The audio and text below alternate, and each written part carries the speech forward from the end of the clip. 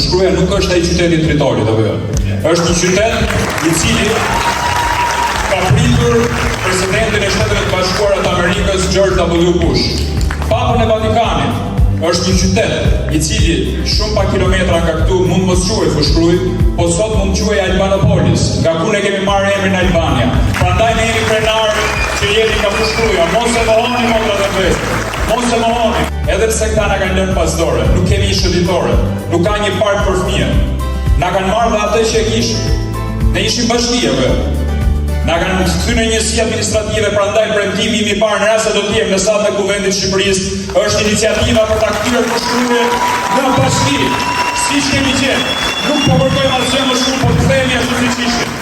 Motra dhe vëllezër, u kam hyrë në politik për një arsye shumë thjeshtë. Kur e kam parë vendin tim që po shpobullohet, na kanë stigmatizuar, na kanë thënë që ne jemi njerëz që këtu jetojnë duart të krimit. Nuk është e vërtetë. Varet se çfarë ofron njerëzve.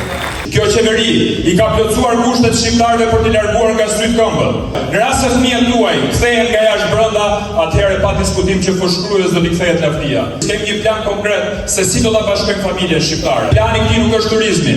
Plani i këtij është për të larguar shqiptarët. Prandaj do ta lejojmë ne këtë apo jo?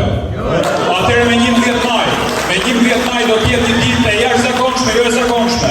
Ne do t'i japim një përgjigje të merituar atij.